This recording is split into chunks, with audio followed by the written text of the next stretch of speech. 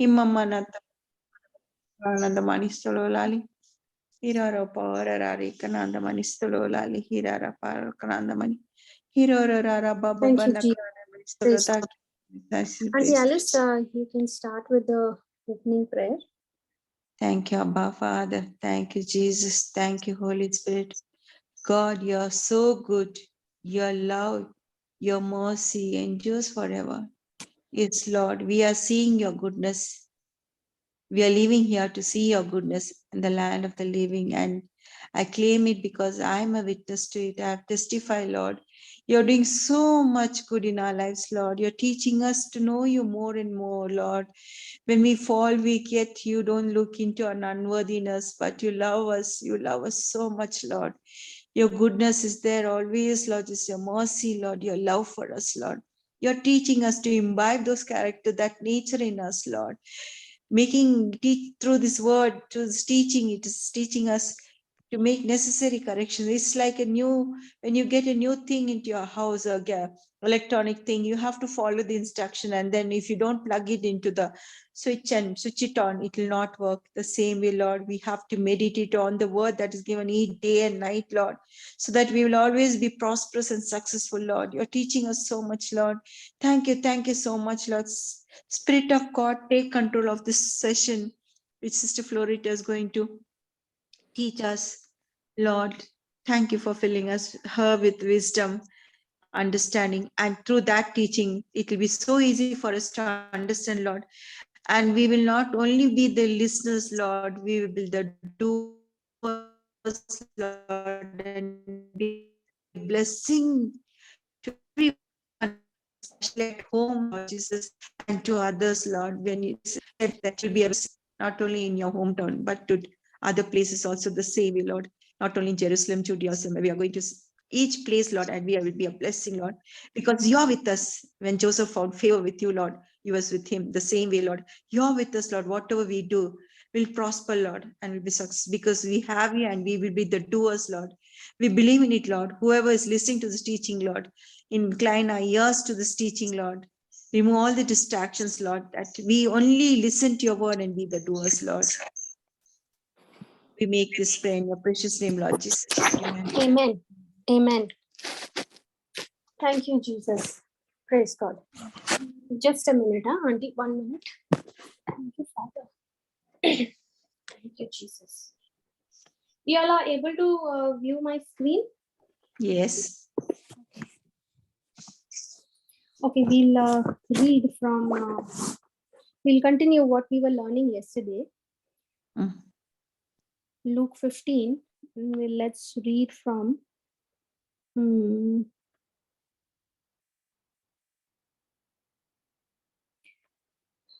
thank you, Jesus. Okay, let's go from verse 11 onwards.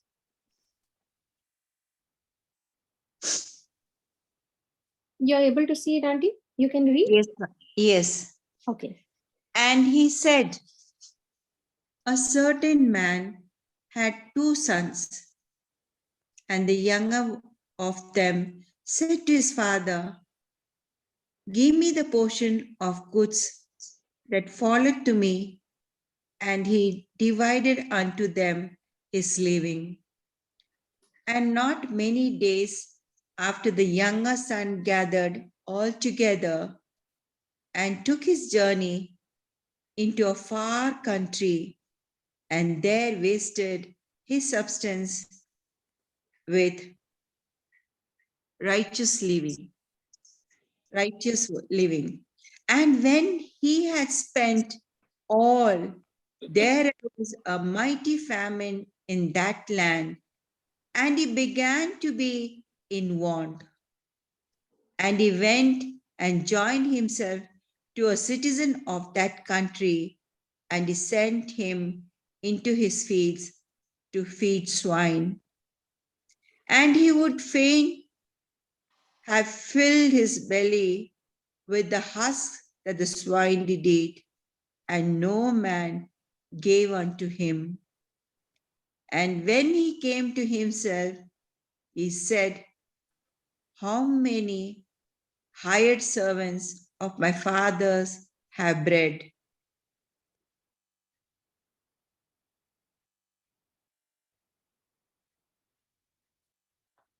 What Can you see happened? it?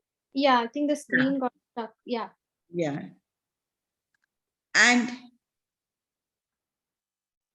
when he came to himself, he said, how many hired servants of my father's have bread enough and to spare, and I perish with hunger? I will arise and go to my father, and will say unto him, Father, I've sinned against heaven and before thee, and am no more worthy to be called thy son. Make me as one of thy hired servants. And he arose and came to his father.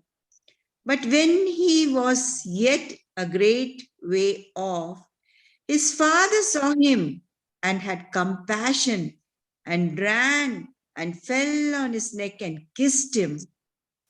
And the son said unto him, Father, I have sinned against heaven and in thy sight, and am no more worthy to be called thy son. But the father said to his servants, Bring forth the best robe and put it on him, and put a ring on his hand and shoes on his feet. Yeah, 23rd. And bring hither the fatted calf, and kill it, and let us eat and be merry. For this my son was dead and is alive again. He was lost and is found, and they began to be merry. Praise God. Now, whenever, when I had heard of this parable, Auntie, I always thought this was about the son. Okay, this was about the son who wandered away from his father, who squandered all the property and wealth and everything of his father. Okay, and I thought this is the parable of Jesus is telling about the son. But when you understand this parable, Yes. as the Holy Love of Spirit the Father. unveils it, it is about the father. Yes, the compassion and the love of Father. Yes. What is the meaning of the word prodigal?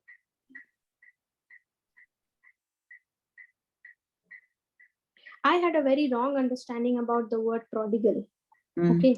I thought, like, to me, the word prodigal meant the one who is lost, the one who is rebellious.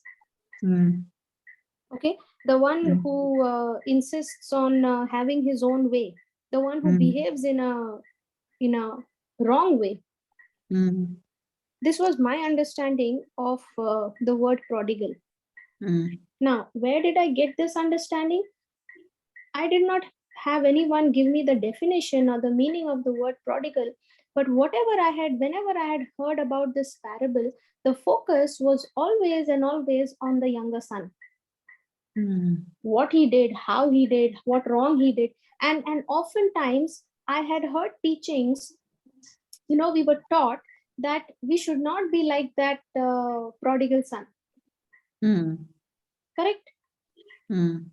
But now the focus was never given on the acceptance and the love, the compassion of the father of this prodigal son. Yes. The focus was never the father. Yes. The focus was how we should not be like the younger son. Praise God. That's why come back to the Lord. That's why Jesus said, when the Spirit of truth comes, the Holy Spirit, when he comes, he will convict the world of sin. Correct? He will convict the world of sin. Now, what is that sin he's talking about?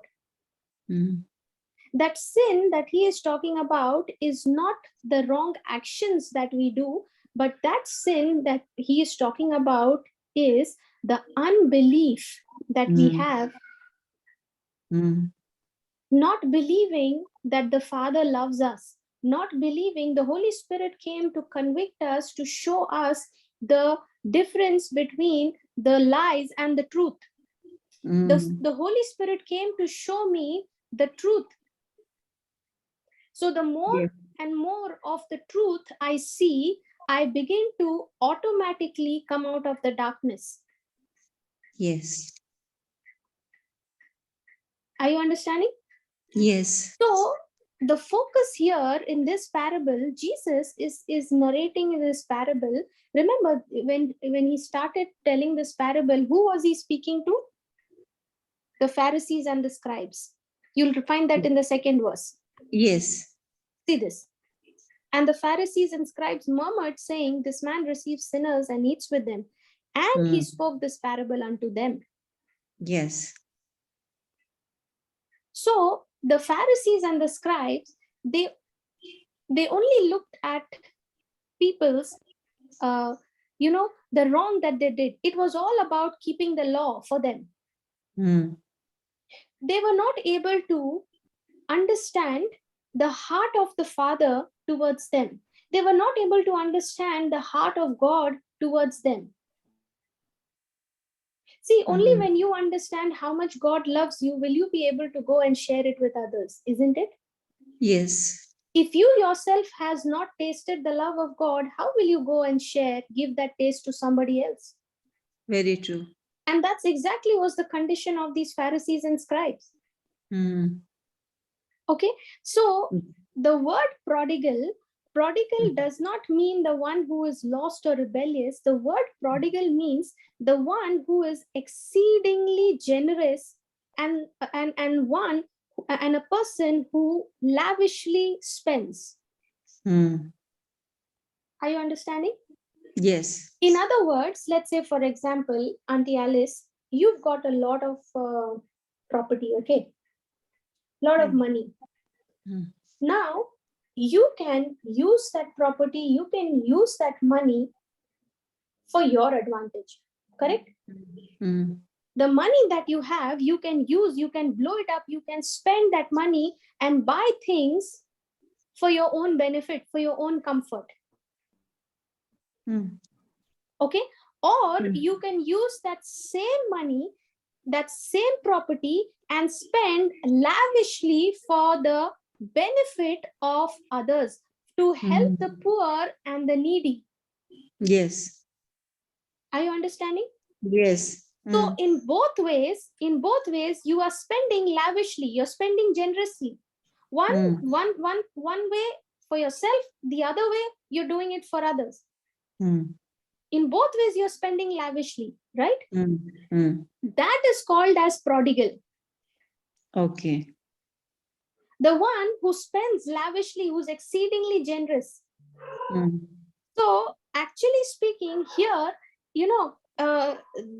this parable should have been what?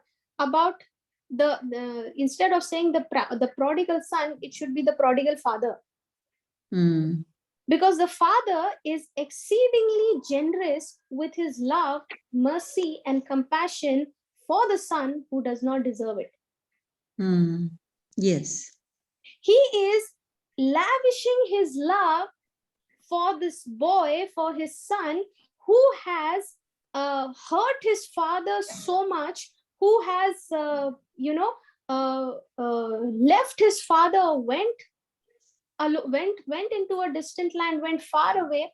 Okay, but yet this father is spending lavishly on this son. He was extremely lavish, he was extremely generous with not just the resources, not just with arranging a party and a feast by cutting the fattest calf and getting him the best robe and the ring for his fingers, footwear for his feet, not with just the material thing, but the father was extremely generous, showing his love, compassion, mercy, and kindness towards the son who is undeserving. Yes. Are you understanding? Yes, yes.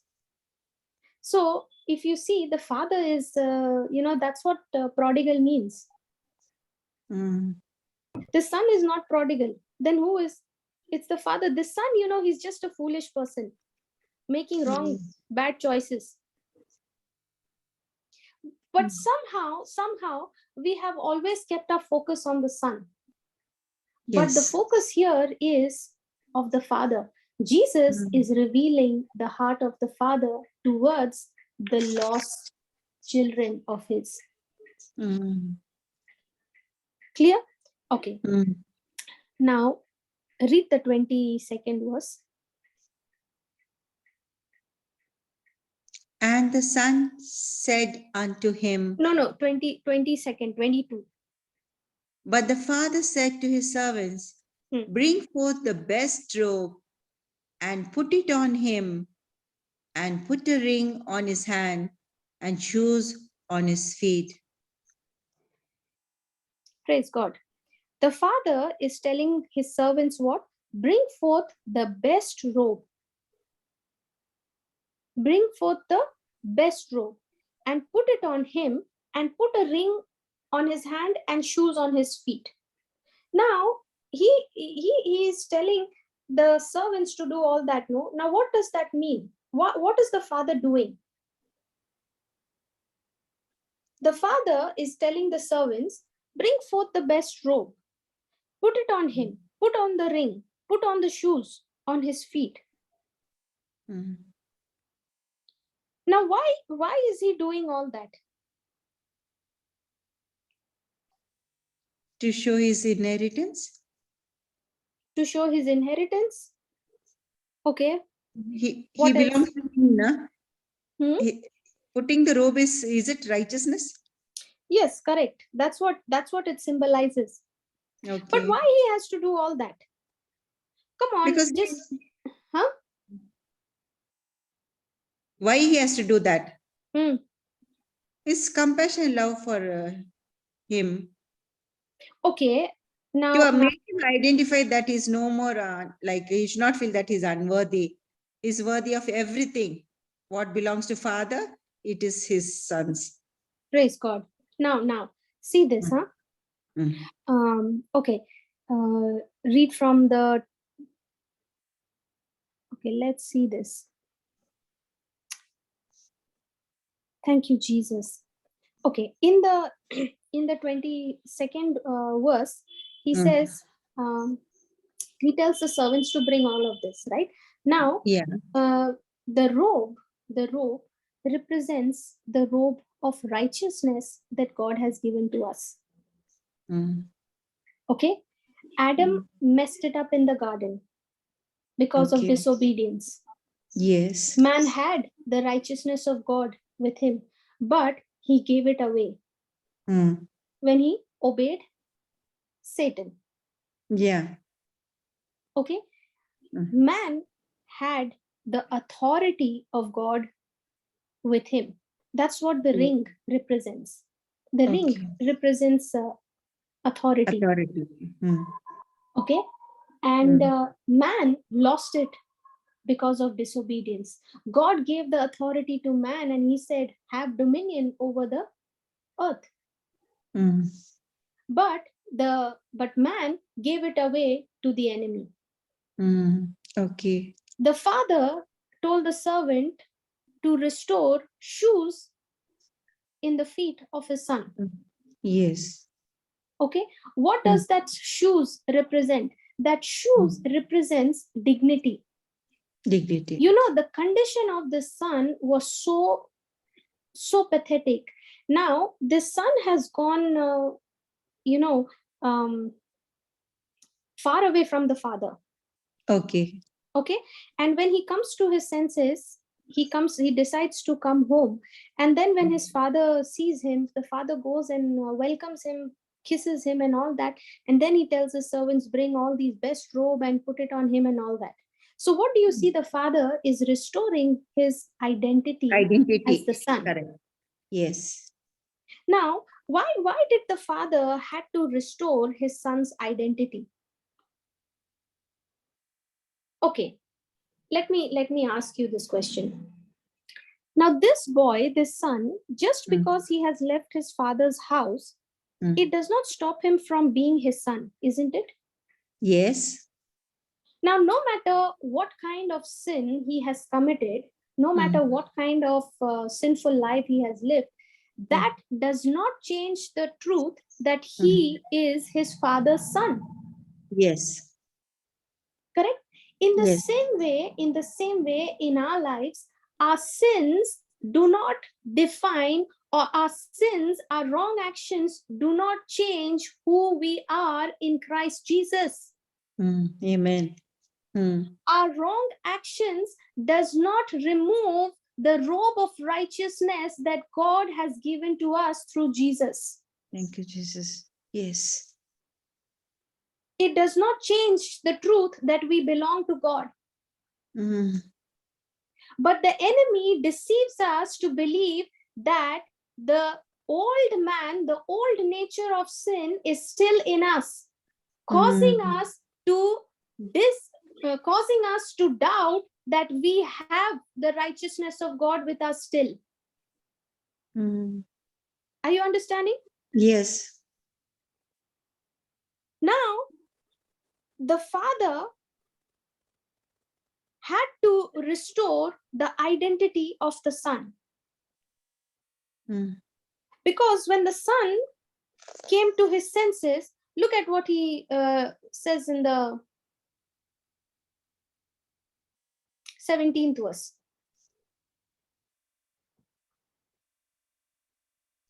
And when he came to himself, he said, how many hired servants of my father's have bread enough to spare, and I perish with hunger? Okay, now he has come to his senses, no? Yes. And he is telling, he's saying, how many hired servants of my father's have bread enough to spare? Now tell me, when he was in his father's house, did he even once thought about his servants? No, not at all. He always had his, did he ever think how many, did he ever get this thought that how many hired servants of my father has enough bread to eat and to spare? No, not at all. No, when he was in his father's house, he had everything that he needed. Yes. He was never in lack. Yes. But now when he's come to his senses, he's saying, how many hired servants? Now he's thinking, how many hired servants of my father's have bread enough to spare, and I perish with hunger. Now look at the 18th verse. Read the 18th verse. I will arise and go to my father and will say unto him, Father, I've sinned against heaven and before thee. Okay. Now, the boy, this son, is thinking about his hired servants in his father's house. How much they are, they have abundance. Okay, and now he is comparing himself with that of the servants. Now, when he's comparing himself with his father's servants, is he thinking according to his true identity? No. Or is he thinking according to what the situations is showing him to be? He is looking into the situation and then thinking he of it. is defining himself. He is thinking about himself based on the situation and circumstances that is around him. Yes, in the same way, when we sin or when we do wrong action, we forget about the truth that we belong to God. We forget our identity. Yes? Correct. We forget about the righteousness, the nature of God that is planted in us. And we start speaking of the sin. Praise God. Thank you, Lord. Now, what is that called as? Sin consciousness. Now, is this son conscious of the father's love? Is the son conscious that he is his father's son, or is he conscious of his sin? He's conscious of his sin, not the love of the father. The son is so conscious of the sin that he has committed that he has come down even to the level to compare himself with the hired servants in his father's house. Yes, we to do the same thing. Thank See, you, when Lord. he was in his father's house, he never compared himself with the father's hired servants. Correct. Yes. Why? Because he was always operating, he was operating from God's consciousness. Mm. Are you understanding? Yes, yes. When he was joined with the Father, he was connected to the source of provision and everything else. Yes. When he was in the Father's house, he did not have a lack. Now that he is far away, he is disconnected from the Father, he's experiencing all the lack. Mm. In the same way in our lives, there are many a times we experience God seems to be far away. Mm. We feel God is disconnected. It is not God who is disconnected. It is not God who is far away. It is me who has gone far away from his presence because of my wrong thinking. Mm. Correct. It is because I am thinking God is far away, whereas the word of God says that the Lord is near to the brokenhearted. Praise God. Mm. Are you all understanding? Yes, yes. So now coming back to the question, why did the father had to restore his identity? See, when God saves us, no, auntie, when God saves us, he just does not give us a salvation as, it's not just a ticket given to me for heaven. When he saves us, he restores our identity. That means what? Salvation means it's a complete package. That means I am no longer the old self. I have become a new creation. The new creation that I have become is exactly like how God created me in the beginning before sin entered into this world. Praise God. Are you following? Yes. Hallelujah. Thank you, Jesus. So God has made us a new creation in Christ Jesus, and this is the truth. I am a new creation in Christ Jesus. The old has gone and the new has come. The old nature to sin, the old nature that was leading me to sin is wiped out, uprooted, destroyed forever from me. And I have been given the very nature of Christ, the anointed one planted on the inside of me. Praise God. Hallelujah. Thank you, that Lord. is the truth. And every time the enemy is going to attack this truth, he's going to challenge the word of God to cause you to believe the opposite of it.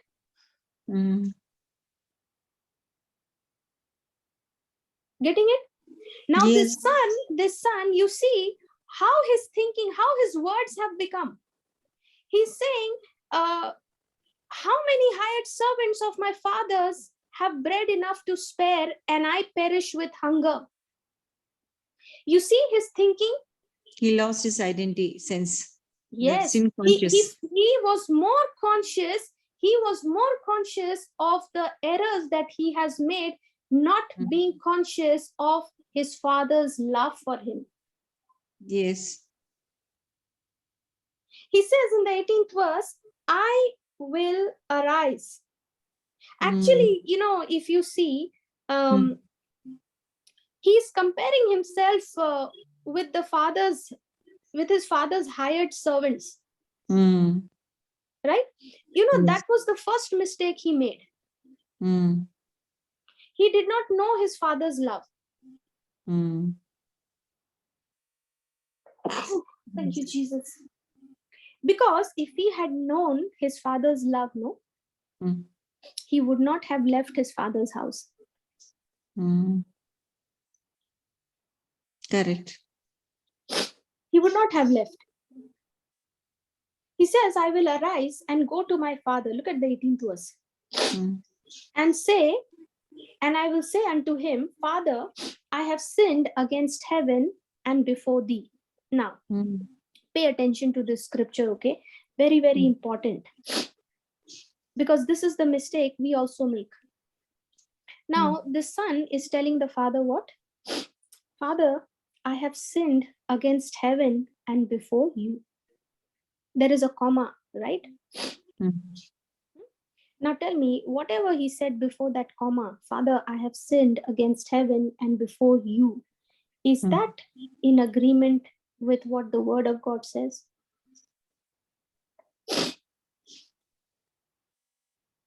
Come on, does the scripture say all have sinned and fallen short of the glory of God?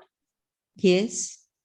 Does the scripture say all have transgressed, each one has gone in his own ways? Yes. So when he is saying, Father, I have sinned against heaven and before you, is he speaking in agreement with what the truth is? No. Yes. He is speaking.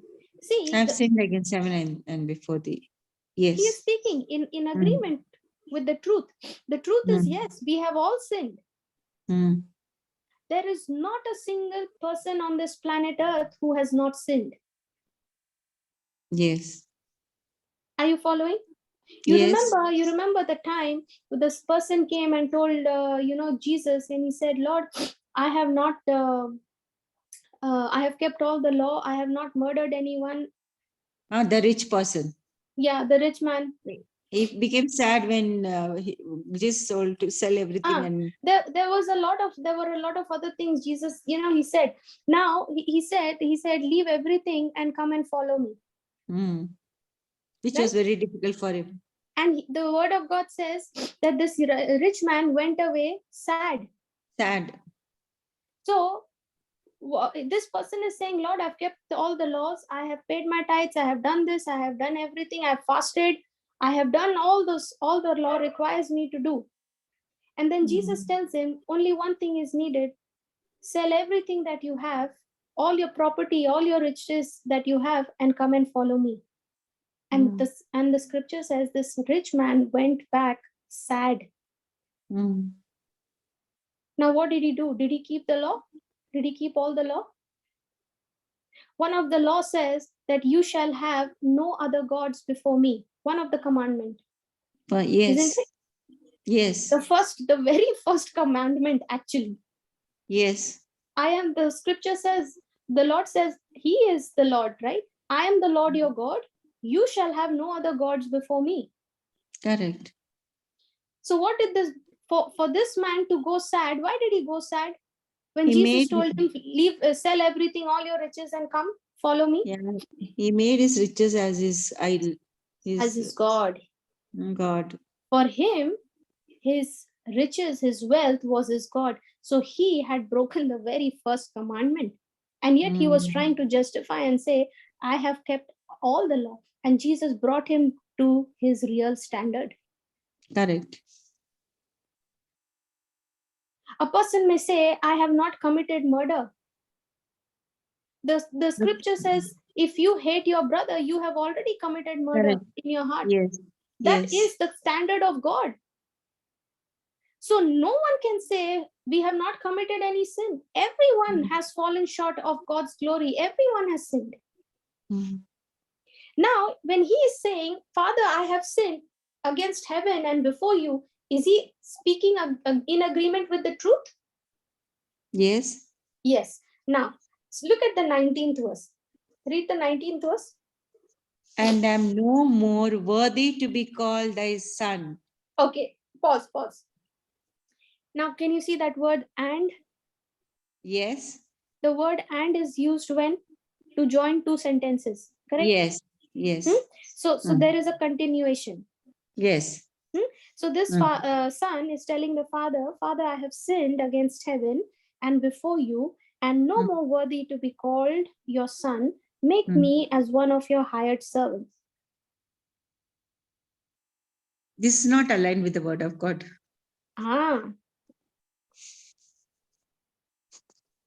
Correct?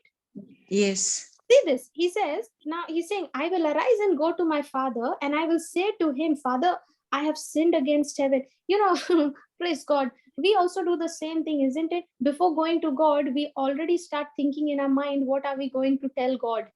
How am I going to talk to him? I know I've messed up big time. So we start looking for the right words, isn't it? Mm. He's saying, I will arise and go to my father and will say unto him, Father, I have sinned against heaven and before you, and I'm no more worthy to be called your son. Make me as one of your hired servants. Then in the 20th verse, what is he saying? He arose and came to his father. Now he has come to his father face to face. Okay. But when he was yet a great way off, his father saw him. He was great way off. He was great way off. Praise be to God. You know what happens? We think we repented. We think we changed. We repented. We have given our lives to Jesus, isn't it? Just like how this father saw his son while he was yet far away, in the same way, the moment you start thinking on the gospel that is preached to you, okay, and the Holy Spirit is speaking to you in your heart and saying, this is what the Father has done for you, sacrificed his one and only son for you because he loves you. And while the Holy Spirit is speaking to you, he's helping you to make a decision. And when you agree with him, it's like the Father has already seen you far off, and before you come to him, he reaches to you. Amen. Hallelujah. Thank you, Lord. Thank you, Lord. Are you following? Yes. Before we come to the Lord, it is the Lord who has been pursuing us. And when he sees us turning to him, in the time of that brokenness, when you are weeping and crying and you're saying, God, I have no hope, the Lord, the Father, is running to you while you are yet far away. 1 minute, sister, Auntie, 1 minute. How much he loves us.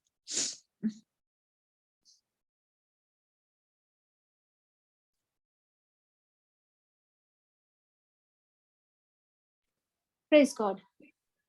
Praise God.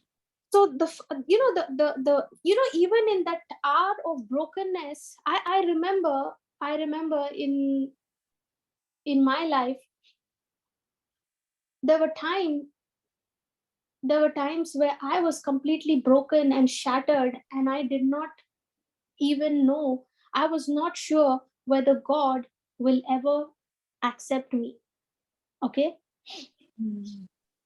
And it was at that time I used to think, I really don't know if I will ever be able to please God, if I will be able to be accepted by God. That's how the enemy was playing with his lies. But the truth is that even before you turn to the Lord, turn to the Heavenly Father, the Father is already seen you yet while you are far off, and he comes running towards you with compassion. Amen. Thank you, Lord. Thank you, Abba Father. He loves us so much that he has already made every way for us to come to him, even for the worst of sinners. Now he comes to his father and he says, Father, I have sinned against heaven and in your sight. Now, that what he spoke is in agreement with the truth. But after that, what he says, and I am no more worthy to be called your son, is that in agreement with the truth? No. Does the scripture say that we are God's children adopted into his family? Yes. So if we are adopted into his family and you are saying that I am no more worthy to be called your child, am I in agreement with the truth or am I in agreement with the lie? Agreement with a lie. You see, the father had to interrupt the son. The father had to stop him. Now see, the father is saying, the moment he said, and I'm no more worthy to be called your son, what did the father do? The father said to his servants, bring forth the best robe.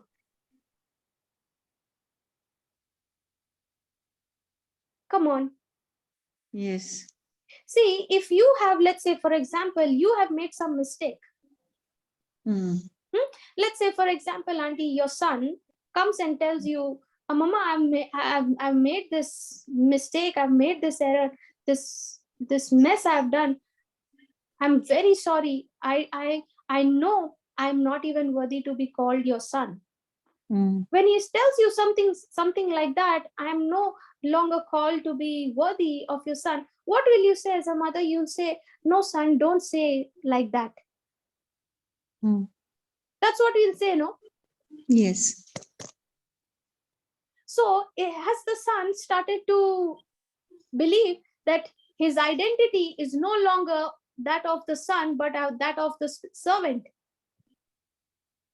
Now, when he is saying, I'm no longer worthy to be your son, the father is not saying, no, son, don't say it like that. Don't say anything like that. You see, the father is directly moving into action by telling, get the best robe for my son.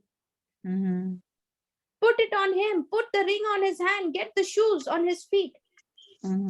Because what he said, that he is no more worthy to be called his son, is not in agreement with the truth. And the father is saying, before you go any further, I have to stop you and show to you who you are.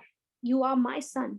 That's what the scripture says. That's what God is, the father is telling us, that you are no longer defined by your sins. You are defined by who you have become in Christ Jesus. Yes, God. You no longer have the name or the tag of a sinner. You are no longer a sinner, but you are now the redeemed of the Lord. Amen. Are you understanding? Yes.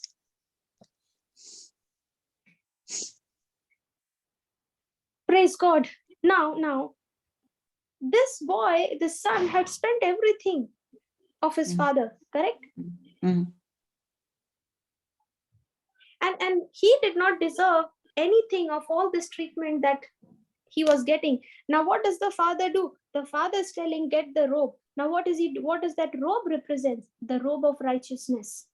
The father had to restore his son's identity, because from the place that he is coming, from the country that he is coming, in that country, he was treated as a servant. When man separated from God, when man wandered away from God and joined himself with the enemy, with Satan, Satan had become our master. And we had become his slave. Are you understanding? Yes. But when the Father sent his son Jesus in our life, when Jesus came, Jesus took us back from the authority, from the slavery of Satan, and restored us back into the family of the Father. Are you understanding? Yes. Now, when, in the 14th verse, it says, read the 14th verse, Andy. And when he had spent all, there arose a mighty famine in that land, and he began to be in want.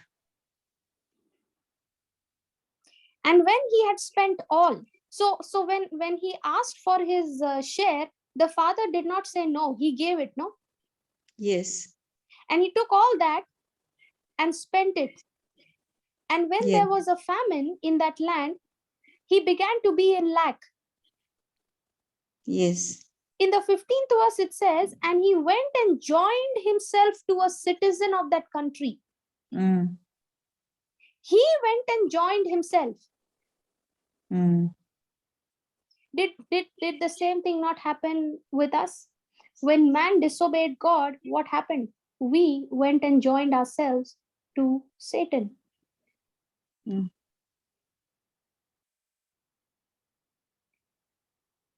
Now, before he left the house, he was joined to his father, wasn't he? Yes. Was the father his source and provision? Yes. But after he left the house and lost everything, and now being in want, what does he do? He cuts himself off from his father and goes and joins himself to a citizen of that country, and that citizen has sent him into his fields to feed the swine. Did you see that in the 15th Yes. verse? Yes. Now, you know, Auntie, especially to a Jew, this was extremely degrading Mm. because they were forbidden to raise pigs. Mm. Okay. Okay, and it was Mm. not by any accident that the son was sent by that citizen of that country to go into his fields and feed the swine. The devil saw to it that he was sent.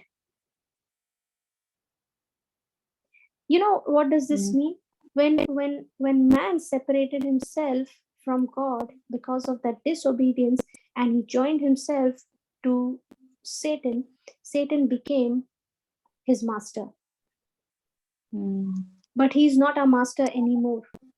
And when we were Mm. when we were under the slavery of Satan, Satan caused us to do every evil thing. We were not made for that. We were not made for that. Mm. It is highly, highly disregarding and demeaning and forbidden for, you know, God considered it so degrading. He said, I cannot let my creation go into ruins like this because of Satan. Are you understanding? Yes. Yes. And because of that, to save the entire human race, God sent his one and only Son to redeem us from the slavery of sin. You know, today the freedom that we have is a freedom that costed Jesus his life. And yet we take that freedom for granted. Look at what he says in the 18th verse. I will arise and go to my father, and will say unto him, Father, I have sinned against heaven and before you, and am no more worthy to be called your son. Make me as one of your hired servants. Now, when he said, the son said to the father, I have sinned against heaven, it was all in line with what he said, no? Mm. Now, was the son living with the pigs, working there and feeding the pigs? Yes. Can you imagine how dirty and stinky he might have been? Yes. I was actually thinking, how can the father even go near to him? Mm. Forget about putting the best robe upon him. But Mm. Jesus says, when he was yet a great way off, his father saw him and had compassion and ran and fell on his neck and kissed him.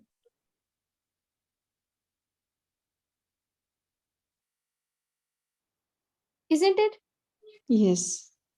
You know, I was thinking, how could he manage? How did he do that? How did the father manage to get to that, level where he's ran to him, he's fallen on his neck and he's kissing him, Mm. and then he's put on the robe. It would have been stinking, no? Yes. You know, he was able to do that because in the eyes of God, it is already done. In the eyes of God, you have already become the righteousness of God in Christ Jesus. Amen. Yes. In the eyes of God, you are no longer under the slavery of Satan, but you are in the adopted family of the Father. You know, the Father says, no, get the fatted calf, the 23rd verse, and bring here the fatted calf and kill it and let us eat and be merry. You know what is that? God had already called for the fatted calf to be killed. The Father had already called the fatted calf. And who was that fatted calf? Jesus. The fatted calf represents the blood of Jesus.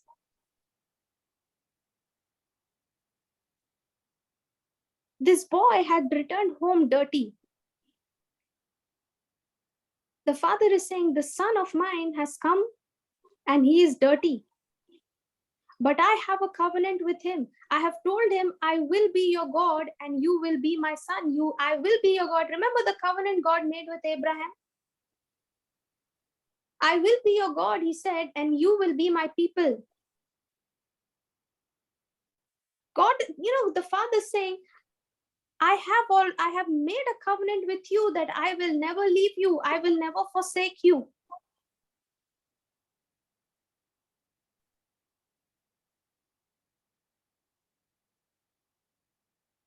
Are you understanding? Yes, yes. For this, my son was dead and is alive again. He was lost and is found, and they began to be merry. For this, my son was dead and is alive again. Which son?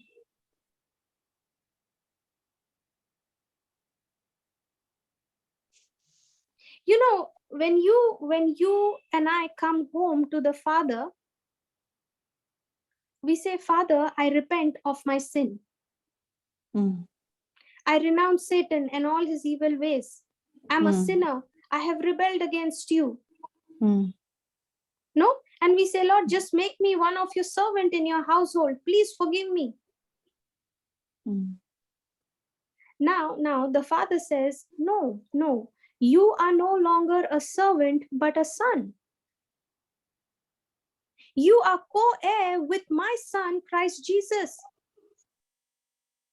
He was dead, but now he is alive.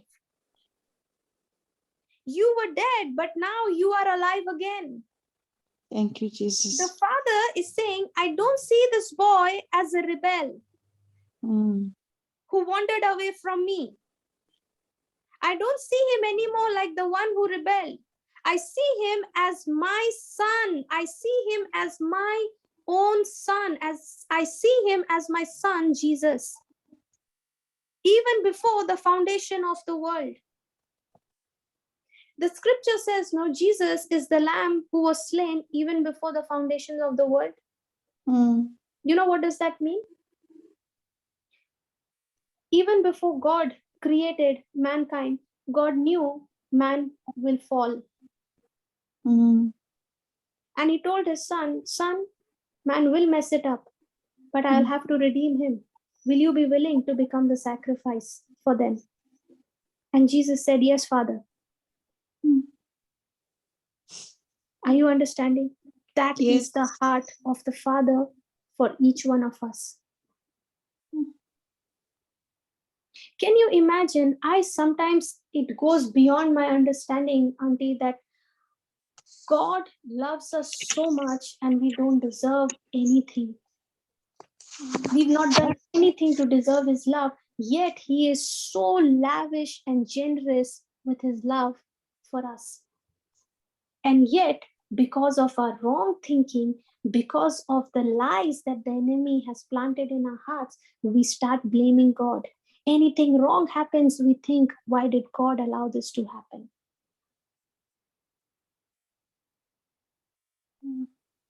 Are you understanding? Yes. That's what the Father is saying. had already prepared a sacrifice for this son to come back home. It's already done. Jesus already agreed. And that's the reason why I kissed this boy. He no longer looked at the stinkiness of his son, because he was looking at that son through the blood of his son Jesus. Praise God. The sacrifice of Jesus had replaced the stinkiness of sin into the sweet smelling aroma, the sacrifice of Jesus's blood. Thank you, Lord. When he put that robe on him, that robe symbolizes the robe of righteousness. His identity was now no longer of a slave, but now of a son. In the same way, when we sinned, we had become slaves of the devil. He was ruling over us and making us work in his fields to feed the pigs. You know, sometimes we make a distinction between severe sin and not so severe sin. Correct? But for God, sin is sin. We say no, white lies, black lies. There is no distinction between black lies and white lies. A lie is a lie. Yes. And that sin separated us from God the Father and connected us to the devil. But when we made a decision to return home through the cross of Jesus, the Father not only forgave us our sin, he removed from us the very nature, the very power of sin that was planted in us. And instead, he planted the righteousness, the very nature of Christ in us. When you and I received the robe of righteousness, our identity was restored. Now you are no longer a sinner, but you are the redeemed of the Lord. That's your identity. That's what the word of God says in 2 Corinthians chapter 5, verse 21. I am the righteousness of God in Christ Jesus. Now, he tells the servant, no, put on the ring on his hand. First, he gives him his identity back. He tells him, son, you're no longer a servant. Remember, I want you to remember that you are my son. And that's what the Father is telling to us, to each one of us today. You are no longer a sinner, but you are the redeemed of the Lord. You are my son, co-heirs with Jesus. The ring, you know, the ring is considered as a symbol of authority. So the Father gives the Son back his identity, okay? And he does not stop there. He puts on the ring on his hand. That means what? He's giving the Son authority to do the family business in the Father's name. You know, in those days, the ring had a very, very important significance, okay? You know, today we have those seal, right? The stamps. Yeah. In those days, the stamp would be considered, you know, the king's ring. It was like the signet ring, okay? So with that ring, they would stamp and it would be considered legal and binding. So what was he doing? He was giving the Son authority to do the family business in the Father's name. What is the Heavenly Father's business? What is our Heavenly Father's business?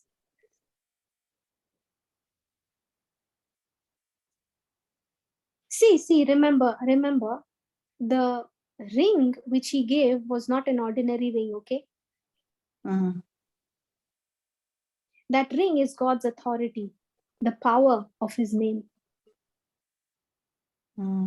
Today, you and I have been restored the power and authority to use the name of Jesus. And at the name of Jesus, every demon has to bow down. Are you understanding? Yes. So God has not only given you and me a new identity, but he has also restored the authority which the enemy had taken from me. Now he's given it back. Jesus took it back from the enemy, from the devil, and has given us back. Now you and I have the authority to command those demons to get out of our lives, of our loved one's life, in the name of Jesus. Are you understanding? Yes. So this ring is representing what? The authority and power God has given us to use the name of his son Jesus, authorizing you and me to speak his name and his word in the same way as Jesus spoke the word, and the Father that dwelled in him, he sealed it with signs and wonders. Praise God. Are you understanding now? Yes. Then what does he do? He puts on the shoes. He gives him back his dignity. You know what is dignity? Honor, respect. That's what the sandals, the shoes represent. You know, in those days, the slaves went barefoot, not the kings. The servants, the slaves did not have shoes. And what did the father say? He said, this son of mine is no longer a slave, but he is my son. Put the sandals on his feet. This is the authority of the gospel, auntie, that we carry. We are to be walking in power, not subject to the enemy. Why? Because we are co-heirs with Christ. Christ. You know, when I was sick, okay, when I was sick and all the reports were not in favor, the enemy kept saying, why did this happen to you? How did this happen? And all those things. Okay, and I was only focusing and I was saying, Lord, thank you for your goodness. My heavenly Father loves me. My Father loves me. Now, when I focus on my Father's love for me, when I focus on his goodness for my life, you know what am I doing? I am walking in power as an inheritor of God's kingdom. I am now walking as a co-heir with Christ, knowing my identity. Every time the enemy came with his questions, with his thoughts, I did not respond back thinking on those thoughts. I responded back telling him that the goodness of God, the mercy of God, the love of my heavenly Father will never leave me nor forsake me. Do you see the Father pouring out lavishly his love on the Son? Yes. So is our Heavenly Father. Because he is the one who gives us identity. He is the one who gives us authority. He is the one who restores honor and respect. And he does it, you know, even when we don't deserve it. Look at what the scripture says in 1 John chapter 3. Read this, the first verse. Behold, what manner of love the Father had bestowed upon us, that we should be called the sons of God. Therefore the world knoweth us not, because it knew him not. Behold, what manner of love the Father has bestowed upon us, that we should be called the servants of God. Isn't it? Yes. No, I made a mistake in reading that. Behold, what manner of love the Father has bestowed upon us, that we should be called the servants of God. Sons of God. Are we servants Sons of and God or daughters. sons of God? Sons of God.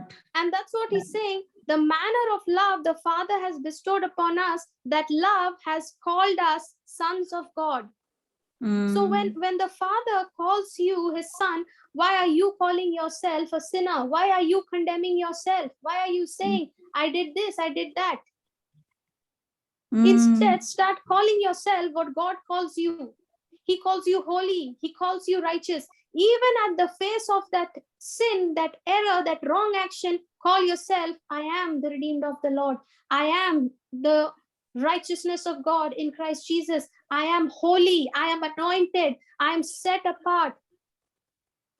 And you will watch that sin, that wrong action, that habit leaving you.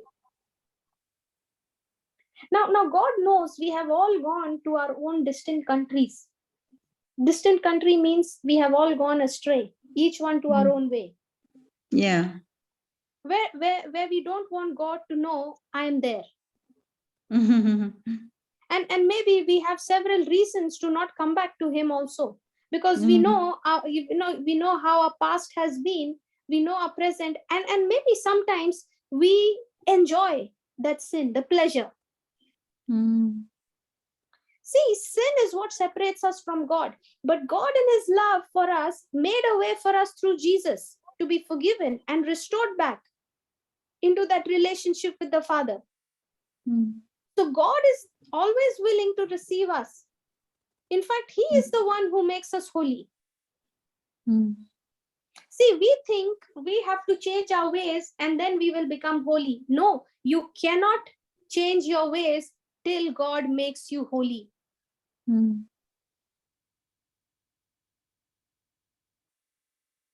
We think we have to correct our wrong action, change our wrong behavior to come home to the Lord. I have to behave in a certain way. I have to stop doing certain things before I can go back to the Lord. I have to quit alcohol before I can go to the Lord. We think we have to become clean. We have to become holy before I can come to God. No, that's not how it works. Only God can make you holy through the gift of his grace provided through the death, through the blood of Jesus, and through the resurrection of Jesus. Are you understanding? Yes. Because the Bible says, Auntie, that our righteousness is as filthy rags. And God the Father doesn't say you have to change your life before you can come home. Did he tell the Son?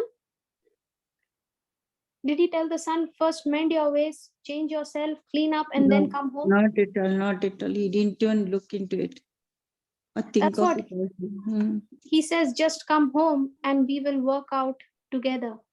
You just come home and we will work out on the behavior part later on. You just come home. You know what he's saying? Just come home means just repent, change your thinking. Receive my son. Receive what I have done for you. Receive the forgiveness.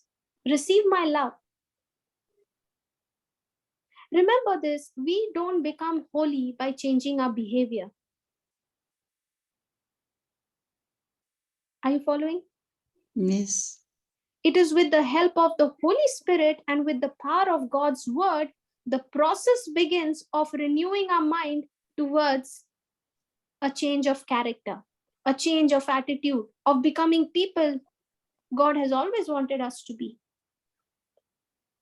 But we are more focused on the behavior, we are more focused on the actions.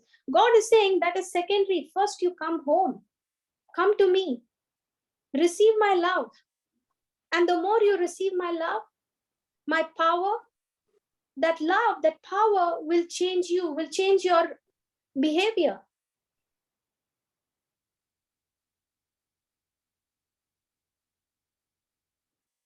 And now when you start changing your behavior, when you start renewing your mind, when this change begins, It is not because, I want to earn God's favor and please him, so I'm going to change my thinking, I'm going to renew my mind. That's wrong. If you think you're going to, change your thinking to earn God's favor and please him, that's absolutely wrong.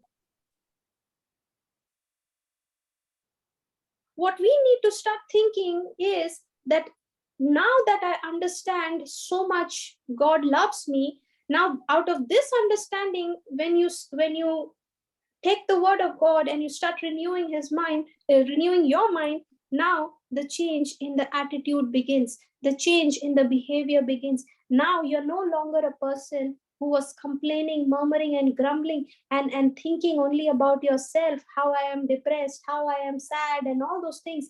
Now you are full of gratitude and thankfulness for what Jesus's mercy has given me. Now, when I become conscious of his goodness, I am led to repentance. Now, when I become conscious of how much of mercy he has given to me, not giving me the punishment I deserve, but giving me the grace to rise up higher and higher, that changes my behavior. The problem is we try to change so that we can be accepted by God. God says, because you are accepted by me, now my love will change you.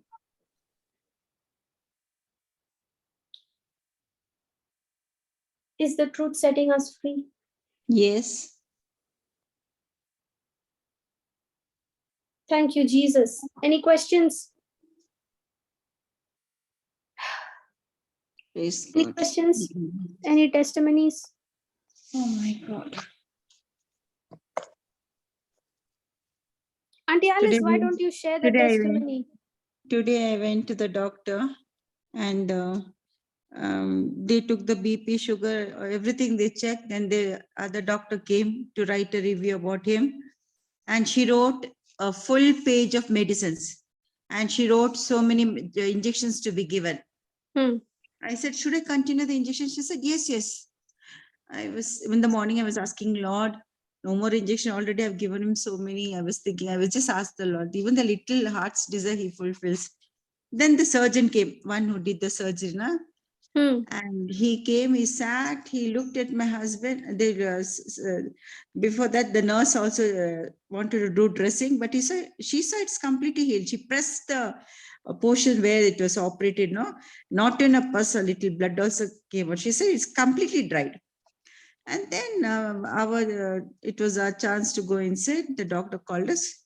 He made us sit. Nothing he said. He didn't touch my husband, nothing. He looked at the face and he said, you are miraculously healed. Not today is the 19th day. You don't need anything. You do your routine work as you can go to work, you can eat, you can go for walking, you can sit in the sunlight, but do your routine work as you were before. You are not sick, you're completely healed. This was a shocking news when he said that. He cancelled all that medicines and he gave only one vitamin tablet and one blood thinner tablet and one for the diabetes. Now, one instead of injection, he's given 3 tablets. From so many tablets, now only 2 to 3. I also cancel that in the name of Jesus. Praise the Lord. Thank you, Jesus. It is that faith he has, and he's very bold. He doesn't fear for anything. I think that everyone's prayer, and God is good. See, I'm seeing God's goodness in the land of the living. Amen.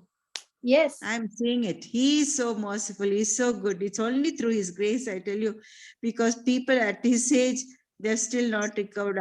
Today I went to the hospital, so 2-3 people were groaning with pain and it's not healed. Like, I was telling, I prayed for them. I prayed for them also, Lord, have mercy on them. And I believe, Lord, by the time they come next time, everything is healed. The same anointing God did for my husband, I prayed over them also. Praise in my heart. So God is really good. Hallelujah. Thank you, Jesus. Thank you, Lord. God is indeed good. And when you live when you know how much his love has brought for you, it is amazing, amazing. Thank you, Jesus. You know, when I was sick, I was told by the doctor that I had to be on medication, and then I had to get an X-ray done to see the condition of my lungs, which had got affected. And